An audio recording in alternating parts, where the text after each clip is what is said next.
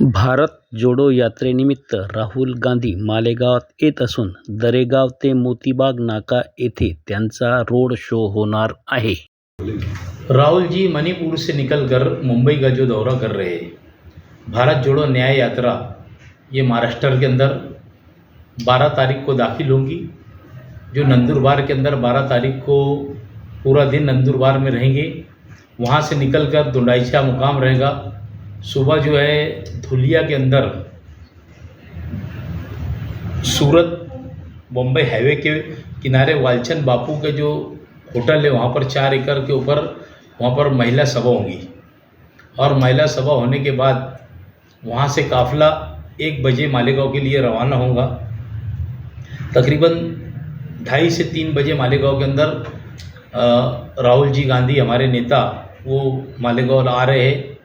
जो दरेगांव से होते हुए मोतीबाग नाका से जाएंगे बाहर, और उस वक्त के अंदर super market Prince building materials के पास उनकी एक सभा होगी। सभा के अंदर जो तरीक़ेकार बीजेपी का शुरू हिंदुस्तान के अंदर 10 साल से मोदी सरकार ने जो झूठ बोल कर आवाम से वोट लिया है, वादों की खैरात बांटी है, ये सारी चीज़ को लेकर हमारे राहुल गांधी जी निकले हैं। कहीं 15 लाख का वादा, कहीं गैस सिलेंडर के कम पैसे का गैस सिलेंडर देंगे, आज गैस सिलेंडर का भाव 1400-1500 रुपये तक पहुंच गया। ये सारी चीज़ को लेकर हमारे होने वाले पंतप्रधान राहुल जी जो यात्रा पे निकले हैं, उनकी 13 तारीख को 3 बजे से 5 बजे तक के सुपर मार्केट के पास एक सभा होगी। और उस सभा के अंदर पूरी हिंदू, मुस्लिम, सिख, ईसाई तमाम जो मज़हब के मानने वाले हैं, दलित भाई, हमारे पिछड़ा वर्ग है, तमाम लोगों को हम आह्वान करते हैं कि उस सभा के अंदर ज़्यादा से ज़्यादा तादाद के अंदर शरीक हो, लाखों की तादाद के अंदर शरीक हो कि मालेगांव शहर के अंदर एकता और अखंडता दिखना चाहिए कि मालेगांव शहर के अंदर आज भी एकता है सब कौम के अंदर। ये पैगाम लेके राहुल गांधी भारत जोड़ो न्याय यात्रा लेकर मालेगांव पहुंच रहे हैं 13 तारीख को। आने वाली लोकसभा में आपला धुलिया मतदारसंघ के लिए कोई नाम है? धुलिया मतदारसंघ के लिए ऐसा है कि लोकसभा के लिए 2 नाम आए हुए हैं। एक तुषार दादा शेवाड़े और दूसरे हमारे धुलिया के दूसरा नाम श्याम सनीर जी है, जो धुलिया आउटर के अध्यक्ष है कांग्रेस पार्टी के। इन 2 लोगों का नाम है। 2 लोगों में पार्टी जिसको फैसला करेगी। और भी पार्टी से नाम आने वाले हैं, बहुत से नाम अभी से चर्चे के अंदर। बहरहाल 2 नाम हैं।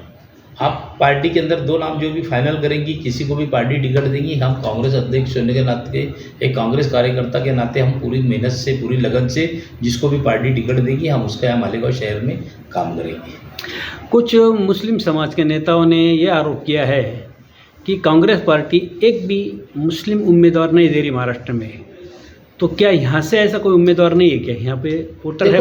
हमारी पार्टी जात पात के ऊपर एतमाद नहीं रखती। हमारे नेता नाना पटोले जी के पास हम खुद गए थे। हमारे यहाँ से एक नाम था माजी रिटायर आईजी जो है, जिन्होंने इस्तीफा दिया था, अब्दुल रहमान साहब के लिए गए थे। उन्होंने ये बात साफ क्लियर कर दिया था, मेरे सामने आज जात पात का मसला नहीं है।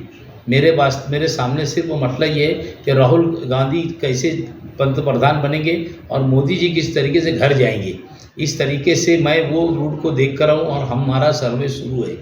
मैं महाराष्ट्र के अंदर सर्वे की बुनियाद के ऊपर टिकट देने वाला हूँ। आप एकदम निश्चित रहिए और चिंता एक ज़रा सी बात की मत करिए। मैं जिस तरीके से आएगा जिसका सर्वे के अंदर, मैं उस सर्वे के अंदर उसका नाम, उसके घर बैठे उसको टिकट दूंगा। मैं किसी की सिफारिश लेके टिकट देने वाला नहीं।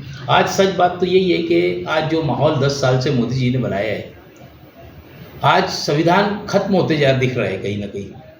आप देख लो कि संविधान इसीलिए खत्म होते दिख रहा है कि ये अपनी मनमानी कर रहे हैं। आज देखो, कल एक जस्टिस ने इस्तीफा दिया और वो बीजेपी में शामिल हो गए। तो किस तरीके से नेस पे राजकारण जा रहा है। तो आज कोई जात पात कुछ नहीं, कोई कि हिंदू मुसलमान का ये इलेक्शन नहीं है। ये संविधान बचाने का इलेक्शन है। अगर संविधान को नहीं बचाया गया तो एक ही इलेक्शन होगा सिर्फ पार्लियामेंट का, बाकी तमाम इलेक्शन खत्म हो जाएंगे। तो इसके लिए हमको किसी ने आरोप लगाया, वो उसके आरोप उसका लगाने का उसका मकसद जो है वो लगाते रहेगा। हमारे नेता ने साफ कहा कि जिस तरीके से मुझे समझ में आएगा कि ये आदमी चुन के आने वाला है, मैं उसकी टिकट घर बैठे दूंगा। ये हमारी पार्टी की पॉलिसी है। की ये 3 पार्टियों के तो युती आपल्या आघाडी होने वाली है, उद्धव ठाकरे, कांग्रेस और शरद पवार।